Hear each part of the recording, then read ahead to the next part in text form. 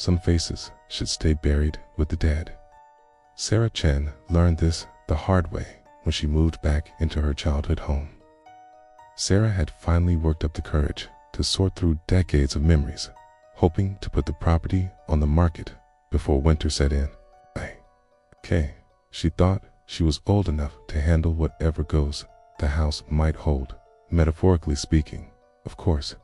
The old Victorian house on Maple Street had been sitting empty for 3 years since her mother passed. But 3 nights in a row, she woke to find it switched off. The first time, she assumed she'd forgotten to turn it on. The second time, she thought maybe there was an electrical issue. By the third time, she was checking and double-checking the switch before heading to her old bedroom. But it was the nights that began to unsettle her. Every detail exactly as she remembered. The salt, pepper, beard. The kind eyes behind wire-rimmed glasses. Even the small scar above his left eyebrow from a childhood accident he'd told her about years ago. As she stepped into the hallway, something made her freeze. When the hallway blazed to life, nothing was there. Sleep became impossible. She spent the rest of the night in the kitchen, nursing cup after cup of coffee, and trying to rationalize what she'd seen. Just empty carpet and the closed door to her parents' old room. The impossible part was that David Chen had been dead for 10 years. The light was off again, but this time she could make out a silhouette at the far end of the corridor, near what used to be her parents' bedroom. The house seemed to breathe differently in the darkness, settling with creaks and groans she didn't remember from her childhood. Every shadow felt heavier, every sound more pronounced. The word escaped her lips before she could stop it, barely more than a whisper. The first week went smoothly enough. Days were spent boxing up photographs, old furniture, and her mother's endless collection of porcelain figurines. She stayed frozen in her doorway, watching as the figure of her father stood motionless at the end of the hall. He seemed more solid somehow, more present. She could see the familiar cardigan he used to wear while reading the evening paper, the way his hands hung at his sides. But it was the face that made her blood run cold. Sarah retrieved it with legs that felt like water, climbed the stairs, and unlocked the door with hands that wouldn't stop shaking. Dust-covered furniture, closed curtains, the faint smell of her mother's lavender perfume still clinging to the air. But there was something else, a depression in the dust on top of the dresser, as if someone had recently placed their hand there. For a moment, she convinced herself it was just her eyes playing tricks a coat rack. Maybe, or shadows from the window, creating an illusion. It started with the hallway light. There was something in his posture of sadness, maybe, or longing. The same ring she'd watched them place on his finger before they closed the casket. And sometimes when she looks in the mirror in her hallway, she swears she can see him standing behind her. That same sad expression on his face, reaching out as if he's trying to tell her something she'll never be able to hear. She'd been there. She'd seen them lower him into the ground. She told people she couldn't handle the emotional weight of sorting through everything. Kay raised one hand, just slightly, as if he wanted to wave, but couldn't quite manage it. The way her father used to say her name when she was little and had nightmares. Sarah had made it a habit to leave the upstairs hall light on before bed. Simple comfort in a house that suddenly felt too large for one person. The fourth night, she woke to use the bathroom around 2 a.m. Her breath caught in her throat. The figure was tall, broad-shouldered, standing perfectly still in the darkness. Sarah never warned them about the figure in the hallway. She can't help but wonder who they think they see standing at the end of their hall. Some truths, she decided, are too terrible to share. Then it turned toward her. She approached the master bedroom door with trembling fingers and turned the handle. Even in the dim light filtering through the hallway window, she could see the familiar slope of shoulders. The way the head tilted slightly to one side, a gesture she remembered from countless childhood moments. It was her father's face. The impossible part wasn't just that he was standing there. Sarah's hand fumbled for the light switch, her heart hammering against her ribs. She stood there for what felt like hours, staring at the spot where the figure had been. Grief, she told herself. Stress from being back in the house. Maybe she was having some kind of breakdown from the emotional weight of sorting through her parents' belongings. But the next night, he was there again. This time, she didn't turn on the light, and he was watching her. She could feel his eyes on her, even though she couldn't make out the details of his expression in the darkness. "Dad." The figure tilted its head, and for a moment, Sarah thought she heard something, not quite a voice, but the memory of one. Then he turned and walked through the closed door of the master bedroom. Sarah fumbled for the hall light, her hands shaking so badly she could barely find the switch. The hallway flooded with brightness, revealing absolutely nothing. Locked, just as it had been since her mother's funeral. The key was downstairs in the kitchen drawer, where it had always been kept. The room was exactly as her mother had left it, and beside it, impossible as it seemed, was her father's wedding ring. The same ring that had been buried with him 10 years ago. But here it was, sitting on the dresser in their old bedroom, as if he'd just taken it off for the night, like he used to do every evening before bed. Sarah picked up the ring with trembling fingers. It was warm. She never spent another night in that house. The next morning, she called a real estate agent and put the property on the market as fully furnished. But sometimes, late at night, in her new apartment across town, Sarah still wears her father's wedding ring on a chain around her neck. The house sold within a month. The new owners were a young couple with their first baby, but she still drives by sometimes. And on those nights when the hallway light is on, some sounds aren't meant for human ears, and some knocks should never be answered.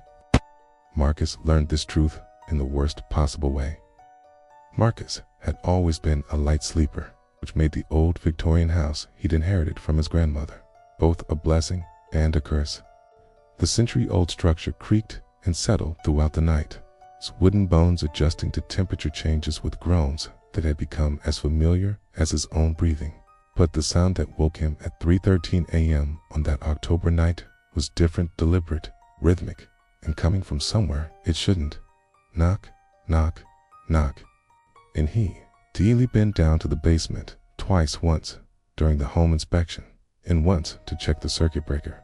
Both times, he'd felt an inexplicable unease in that damp, stone-walled space. The realtor had mentioned that the previous owners had always kept it locked, claiming it was just for storage of old furniture and Christmas decorations. 3 measured raps echoed through the floorboards beneath his bedroom. The silence stretched on for what felt like hours, but was probably only minutes. Just as he began to convince himself it had been his imagination, maybe pipes settling, or mice in the walls, the sound returned. A voice, muffled and distant, but unmistakably human. "Let me out." The voice was wrong somehow, too deep, too hollow, like it was coming from the bottom of a well. But worse than the sound itself was the familiarity of it. It reminded him of his grandmother's voice, but distorted, like hearing a recording played at the wrong speed. But even as he spoke, he knew how insane he sounded, someone trapped in his basement. How was that possible? Officer Martinez was young and eager, while his partner, Officer Chin, had the weathered look of someone who'd seen too much. He had the only key, and there were no other entrances. The basement windows were too small for an adult to fit through, and they were painted shut besides. Marcus lay still, listening to his heart hammering against his ribs. "We'll check it out." "You have the key, the basement door." Someone was knocking on the basement door from the inside. The lock turned easily, but the door itself seemed to resist, as if something on the other side was pushing back. Finally, it swung open with a prolonged groan that seemed to echo from somewhere much deeper than a simple basement. He'd been living in the house for 6 months, ever since Grandma Rose had passed. Marcus grabbed his phone from the nightstand, the blue glow revealing 3:14 a.m. Marcus remained in the kitchen, listening to their muffled voices and the scrape of boxes being moved. Pipes, settling wood, even small animals can make sounds that seem human, especially at night when you're half asleep. After what felt like an eternity, they returned, Martinez looking confused and Chen wearing an expression Marcus couldn't read. The door hung open and cold air continued to seep upward, carrying that strange, sweet smell. He should close it, lock it, pretend this never happened. He'd been in the house alone for months without incident. No one else had a key. Deep gouges that looked like they'd been made by fingernails clustered around what appeared to be a bricked-up doorway. The mortar was old, much older than the rest of the basement, and some of the bricks looked loose. As he reached the stairs, he heard it one more time, that hollow, distorted voice that sounded almost like his grandmother's. The basement had only one entrance. The door at the bottom of the kitchen stair sound. He distinctly remembered checking the lock before bed, just as he did every night since moving in. But in the far corner, behind a stack of boxes he didn't remember seeing before, Marcus discovered something that made his chest tighten. Knock, knock, knock. There it was again. Same rhythm, same intensity. The house still sits empty on Maple Street, and the neighbors say that sometimes, on quiet nights, you can hear 3 deliberate knocks echoing from somewhere deep underground. The knocking stopped. Some doors, once opened, can never be closed again. The air that wafted up was cold and carried a smell that Marcus could unquite identify something earthy and stale, with an underlying sweetness that made his stomach turn. Marcus strained his ears, holding his breath until his lungs burned. Knock, knock, knock. This time, it was followed by something that made his blood turn to ice water.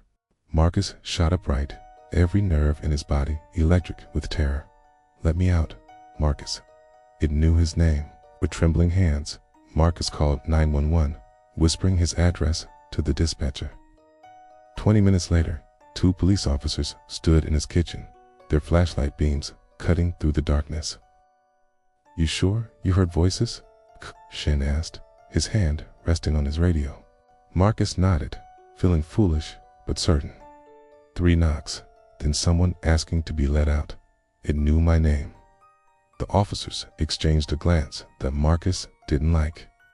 Martinez stepped forward with a heavy flashlight. Marcus retrieved the old brass key from the kitchen drawer, his hands still shaking. The beam of Martinez's flashlight revealed a narrow staircase descending into blackness. Police, if anyone's down there, identify yourself. Silence. The officers descended, their footsteps hollow on the wooden stairs. Nothing down there, Martinez reported. Old furniture, some boxers, Christmas decorations, like you said. No other way in or out except these stairs. But I heard, sometimes old houses play tricks. Chen interrupted, but his tone was gentle. After the officers left, Marcus stood at the top of the basement stairs, staring into the darkness below. Instead, he found himself descending the stairs. The basement looked exactly as the officers had described: dusty furniture, draped in white sheets, cardboard boxes labeled in his grandmother's careful handwriting, plastic bins full of Christmas ornaments, scratches in the stone wall. Knock, knock, knock. The sound came from directly behind the wall. Marcus backed away, his breath coming in short gasps. Thank you for opening the door, Marcus. I'll be with you soon. The house went silent, but Marcus knew with a certainty that chilled him to his core that the silence wouldn't last. He moved out the next morning, leaving the basement door standing wide open. And sometimes, if you listen carefully, you can hear something answering back. Some secrets are buried so deep that even death can't keep them hidden. Leo learned this the hard way when he found what his grandfather had been feeding in the basement for 30 years. Now, standing in the doorway with the keys trembling in his hand, he was about to find out. Leo had barely known the man. His mother, his father, had been a recluse who rarely spoke to family and never allowed visitors. But with his college debt mounting and rent prices skyrocketing, Leo couldn't afford to refuse free housing, no matter how unwelcoming it felt. Leo had always wondered why his grandfather's house felt so cold. even in the middle of summer. The old Victorian home had been left to him after his grandfather's sudden passing 3 months earlier. His grandfather had left most of his belongings behind: antique furniture covered in white sheets, oil paintings of stern-faced relatives hidden beneath a loose floorboard. The leather-bound book contained his grandfather's handwriting, dating back 30 years. The entries started normally enough: complaints about weather, notes about home repairs, grocery lists. Leah read deeper. The tone shifted dramatically. It was rhythmic, almost like breathing, but deeper and more labored than any human could produce. It was locked, and none of the keys his grandfather had left behind seemed to fit. He searched the house thoroughly, checking drawers, closets, and even the pages of books, but found nothing. The basement remained sealed. The final entry was dated just 2 weeks before his grandfather's death. The sound seemed to emanate from below, vibrating through the floorboards beneath his bed. He lay still, listening, until it gradually faded into silence. Around 3 a.m., he heard it again, that deep, rhythmic breathing from below. But this time, it was accompanied by something new, a scraping sound, like claws against stone. In bookcases filled with volumes on subjects Leo had never heard of. Heavy chains snaked through its bars, secured 2 bolts in the concrete floor. Food dishes, if they could be called that, were scattered around the perimeter, some still containing what looked like raw meat in various stages of decay. He had to know. Using a crowbar he'd found in the garage, he pried at the lock until it finally gave way with a sharp crack. The door swung open, revealing stairs that descended into absolute darkness. In the far corner, he spotted something that made his stomach lurch: a collection of missing person flyers, yellowed with age, tacked to a wooden board. Men, women, teenagers, all bearing the same desperate plea: "Have you seen me?" But they weren't animal eyes. They held intelligence, recognition, and something far worse: hunger. God, forgive me for what I'm about to leave behind. Everything was layered in dust, except for one curious detail: a worn path in the carpet leading from the kitchen to a door Leo assumed led to the basement.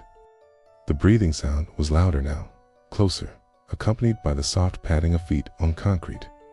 Something was moving just beyond the reach of his light, circling him. But every few months, he gets a call from the police: another missing person in his grandfather's neighborhood, another family pleading for answers. The first thing that struck him upon entering was the smell. It sits empty now, windows boarded up, yard overgrown. But if you look carefully at those basement windows, you might see eyes staring back at you from the darkness. And now, 30 years later, that container is broken. As he stumbled, the flashlight flew from his hands, spinning across the floor before coming to rest against the far wall. In the dim, angled light, Leo saw something that would haunt him forever.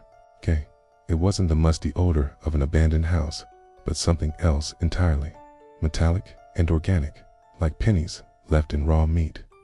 Leo covered his nose with his shirt and began his descent, the flashlight beam dancing across stone walls that seemed to glisten with moisture. That his dead grandfather had been keeping something in the basement, that it was now loose. They'd think he was insane, and didn't stop until he was outside the house, gasping in the cool night air. He put the house up for sale, but no realtor would take it after visiting the property. They all mentioned the same thing: the terrible smell and the sound of something moving around in the basement. Behind him, he could hear scratching at the basement door, growing more frantic by the second. Leo attributed it to poor ventilation and old plumbing, making a mental note to air the place out. But it was the size that made Leo's blood freeze. It was what occupied the center of the room. The house was larger than it appeared from the outside, with narrow hallways that seemed to stretch endlessly and rooms that felt oddly proportioned. On his 3rd night in the house, Leo was awakened by a sound he couldn't quite identify. The next morning, Leo tried the basement door for the first time. It was while rummaging through his grandfather's bedroom that Leo discovered the journal. It's getting stronger. The feeding schedule isn't enough anymore. Had to reinforce the chains again. The scratching kept me awake all night. Mrs. Henderson from next door asked about the smell. I told her it was a plumbing issue. She seemed to believe me. Tried to stop feeding it for a week. The sounds it made. I can't do that again. Some things are worse than death. Leo's hands shook as he turned the pages. The entries became more erratic, sometimes spanning days without explanation, other times cramped with frantic scribbling. I'm dying. Doctor says I have maybe a month. What happens to it when I'm gone? That night, Leo couldn't sleep. Every creak of the house sounded amplified. Every shadow seemed to move. Leo grabbed a flashlight and headed to the basement door.